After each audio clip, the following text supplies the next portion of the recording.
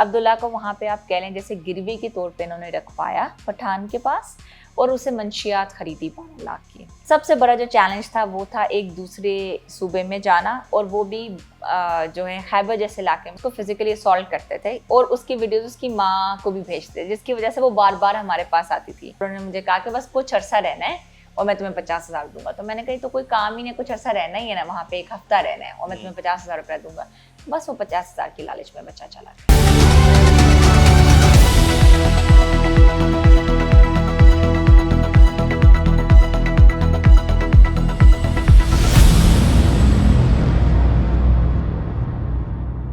Ma'am मुझे ये बताइएगा, एक 15 साल लड़का मुस्लिम टाउन से अगवा होता है और खैबर एजेंसी से उसको बाजियाब करवाने में पुलिस कामयाब हो जाती है। अगवा कैसे हुआ और अगवा होने के बाद क्या इंकशाफात सामने रखे गए? जी, ये इस लड़के का नाम था जी अब्दुल्ला। ये तकरीबन 14-15 साल का है। हमारे पास एक एफआईआर दर्ज हुई 1583/24 थाना मुस्लिम टाउन के इलाके में। ये दर्ज हुई जावेद साहब की मुद्दईयत में, जिनका ये बेटा था।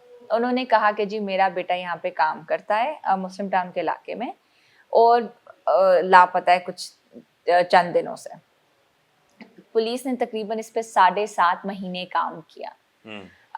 इसमें जो हमारा ब्रेक थ्रू था वो था हमने ह्यूमन इंटेलिजेंस से, जहाँ वो काम करता था बच्चा, अब उसके पास अपना कोई मोबाइल या ऐसी कोई चीज़ नहीं थी। काम क्या करता था? वो एक जो छोटा सा होटल था उस पे ये वेटर का काम बिल्कुल करता ठीक था, है। ये था उसका काम। तो हमने देखा, जब हमने यानी कि जहाँ वो काम करता था वहाँ पता किया, पूछा छूछा, तो हमें पता चला कि एक गुलाम मुस्तफ़ा था जो इसका दोस्त बना हुआ था, एक लड़का था जो खाना पीने आता था, वहाँ से ये अब्दुल्ला का दोस्त बना। और जो हमें ह्यूमन इंटेलिजेंस ने बताया, जब हमने गुलाम मुस्तफ़ा का पता किया तो हमें पता चला कि वो एक नारकोटिक्स के मुकदमे में जेल में बंद है। हमने वहाँ जाके इसकी इंटेरोगेशन की, गुलाम मुस्तफ़ा की।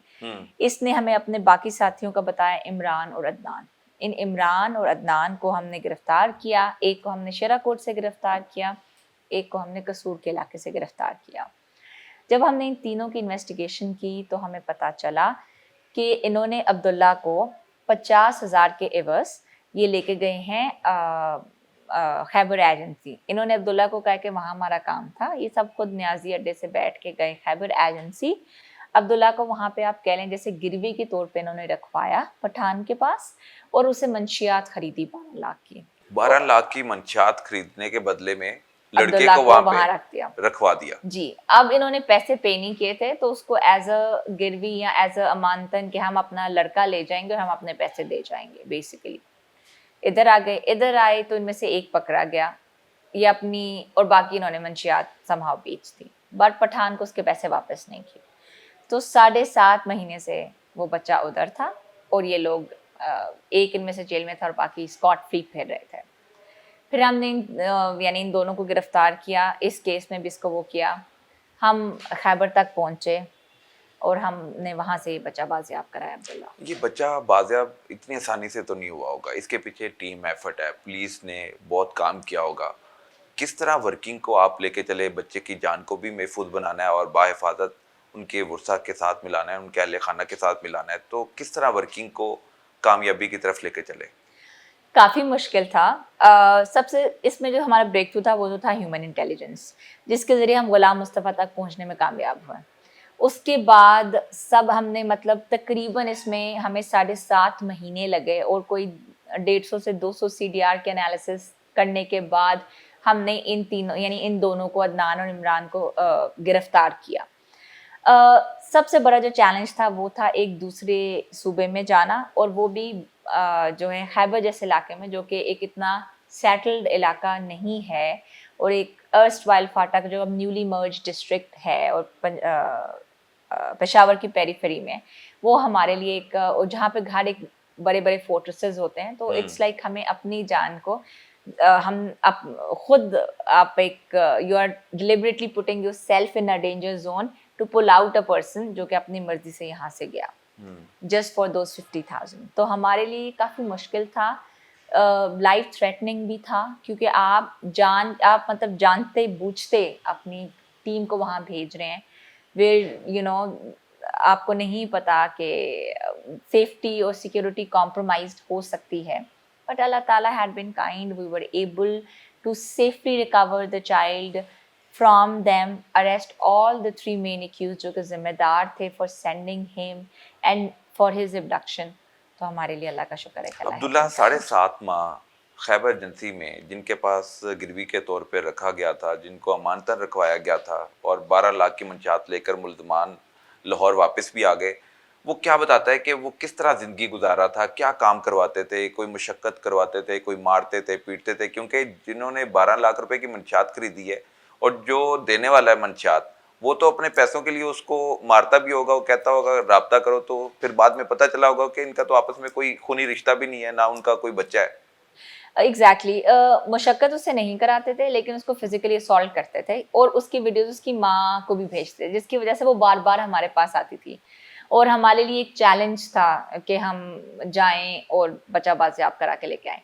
फिजिकली उसको असॉल्ट करते थे, लेकिन इस काबिल करते थे कि माँ को थ्रेटन करने के लिए, कि ताकि वो कहीं ना कहीं से पैसों का बंदोबस्त कर सके। लेकिन जैसे मैंने आपको पहले भी कहा कि अब्दुल्ला एक बहुत हम्बल बैकग्राउंड से ताल्लुक़ रखता है और एक होटल में छोटे से वेटर की नौकरी करता है, तो वो इतना अफोर्ड कर नहीं सकते थे। लेकिन अल्लाह का शुक्र है, काम एज सच वो कहते हैं बस मुझे कमरे में बंद रखते थे, खाना पीना टाइम पे देते थे, लेकिन जब मेरी वीडियो बनानी होती तो फिर मुझे फिजिकली असॉल्ट करते थे। तो अब्दुल्ला क्या कहता है कि गुलाम मुस्तफ़ा के साथ राब्ता इमरान वगैरह ने करवाया कि गुलाम मुस्तफ़ा ने डायरेक्टली अब्दुल्ला को ट्रैप कर लिया और 50 लाख रुपए 50,000 की लालच दी और बदले में उसको वहीं पे अगवा भी करवा दिया? बेसिकली इनका राब्ता उसने नहीं कराया था, ये तीनों चारों गए थे वहां पे, जो बात है। और इसको ये कहा, हमने पूछा कि तुम क्यों गए, खुद अपनी मर्जी से न्याजी अड्डे से बैठ के तुम खैबर एजेंसी जा रहे हो, पेशावर जा रहे हो, why would you do that? तो उसने कहा कि उन्होंने मुझे कहा, क्योंकि मैं गुलाम मुस्तफ़ा यानी मेरा भाई था, भाई पे यकीन करता था और उन्होंने मुझे कहा कि बस कुछ अरसा रहना है और मैं तुम्हें 50,000 दूंगा। तो मैंने कही तो कोई काम ही नहीं, कुछ अरसा रहना ही है ना, वहाँ पे 1 हफ्ता रहना है और मैं तुम्हें 50,000 रुपया दूंगा।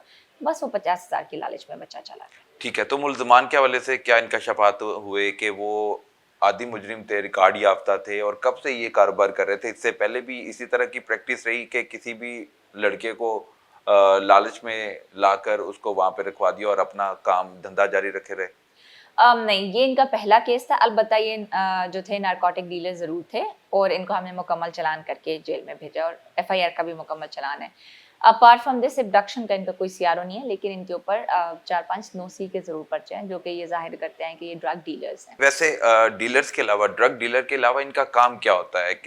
कहाँ बैठते थे ये? ये उसके चलते साथ फिरते होटल में ही? मंशियात को फरोख्त करते थे। ये जो गुलाम मुस्तफ़ा था, ये होटल में आता था और इससे मतलब वहीं पे ऑर्डर फिर करना ठीक और है। जी इस तरह रैंडमली इसको जानता था, जैसे होटल में आए और आप उसको टिप दे दें और इस तरह आपकी दोस्ती हो जाए, इस तरह वाला था। बिल्कुल ठीक है जी, ये भी एक बहुत बड़ी खबर है और इससे महफूज कैसे रहा जा सकता है, इस तरह के वाक़या से बचा कैसे जा सकता है? ये सारी कहानी पूछने का मकसद ये है कि आप लोग इबरत हासिल करें कि किसी भी अनजान शख्स के बातों में नहीं आना, लालच में नहीं आना और अपनी ज़िंदगी को दाव में नहीं लगाना।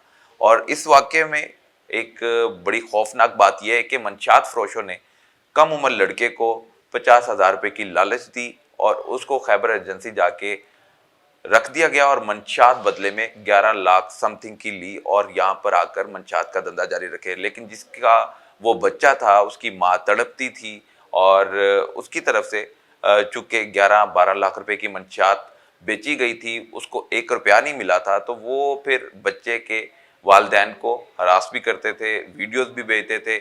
लेकिन ये एक बड़ा चैलेंज था, पुलिस ने इसको सॉर्ट आउट किया और बच्चे को बाहिफाजत बाजियाब करवाने में कामयाब